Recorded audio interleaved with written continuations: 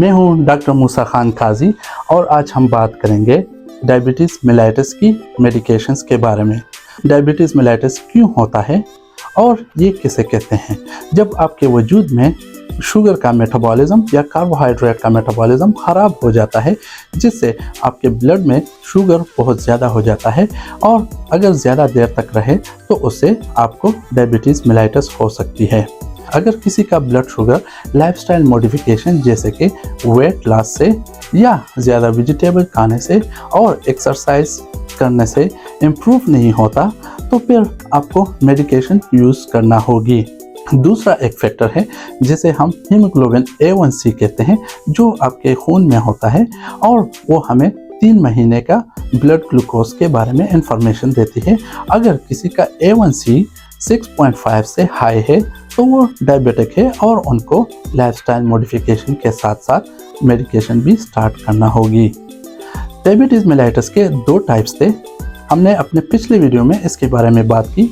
तो type 1 diabetes mellitus, जिसमें या तो आपका वजूद इंसुलिन नहीं बना रहा या बहुत कम बना रहा है, तो टाइप 1 डायबिटीज़ मेलाइटस की मैनेजमेंट सिर्फ इंसुलिन से ही होगी, क्योंकि इसमें आपका वजूद इंसुलिन नहीं बना रहा और आपका पैंक्रियाटिक के बीटा सेल्स जो है वो डैमेज हो जाते हैं, तो इंसुलिन से ही सिर्फ इसकी ट्रीटमेंट होती है। दूसरा जो बहुत कॉमन टाइप है उसको कहते हैं टाइप 2 डायबिटीज़ मेलाइटस। तो अगर लाइफस्टाइल मॉडिफिकेशन से आपका ब्लड शुगर इम्प्रूव नहीं होता तो फिर हम मेडिकेशन स्टार्ट करते हैं। सबसे पहले टाइप 2 डायबिटीज़ मेलाइटस में हम जो मेडिकेशन यूज़ करते हैं उसको कहते हैं मेटफॉर्मिन। फॉर्मिन बेसिकली आपके लिवर या जिगर में ग्लूकोन्यूजेनेसिस एक प्रोसेस होता है जिसमें आपका वजूद ग्लूकोज बना रहा होता है, उसको स्टॉप कर देता है। और दूसरा, ये इंसुलिन सेंसिटिविटी ज़्यादा करता है और ये आपके वज़न को भी कंट्रोल करता है। इसके अलावा हमारे पास एक दूसरा क्लास है जिसको कहते हैं सल्फोनाइल यूरियाज।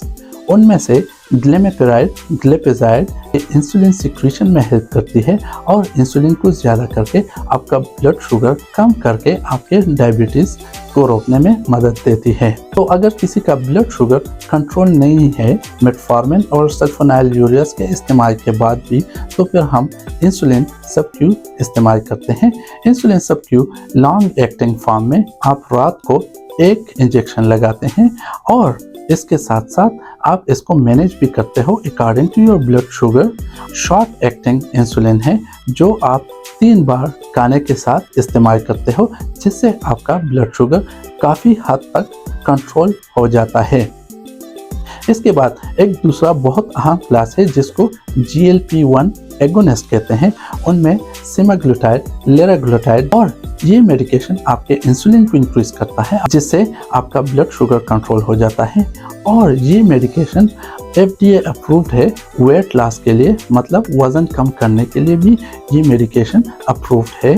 तो इससे आपका ब्लड शुगर भी कंट्रोल हो जाता है, वज़न भी कम हो जाता है और साथ साथ में जिसको दिल की बीमारी हो, ये उन लोगों के लिए भी बहुत मुफीद दवाई है।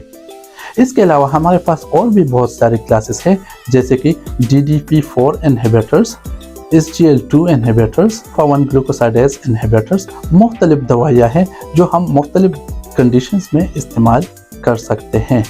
तो हमारा हीमोग्लोबिन A1C का गोल होना चाहिए 7 से बिलो, ताकि हमें डायबिटीज़ मेलाइटस का कोई कॉम्प्लिकेशन का सामना ना करना पड़े। दोस्तों, हम ब्लड शुगर कैसे चेक कर सकते हैं सही तरीके से? या तो आप अपना फास्टिंग ब्लड शुगर चेक करें। फास्टिंग मतलब आप सुबह उठे, नाश्ता करने से पहले आप अपना फिंगर स्टिक ग्लूकोज चेक करें और मेक श्योर कि वो 126 से लो हो।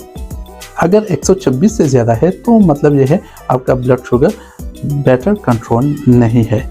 इसके अलावा करने मतलब आप दोपहर के खाने के बाद या रात के खाने के 2 घंटे बाद अपना ब्लड शुगर चेक कर सकते हो। डायबिटीज़ कंट्रोल करना बहुत अहम है, क्योंकि डायबिटीज़ मेलाइटस आपके वजूद में मुख्तलिफ किस्म की बीमारियां पैदा कर सकता है, जैसे कि हार्ट अटैक्स या स्ट्रोक्स फालिज कर सकता है। तो दोस्तों, उम्मीद है मेरी ये वीडियो आपको पसंद आई होगी। Please like, share and subscribe, and I will see you in next video.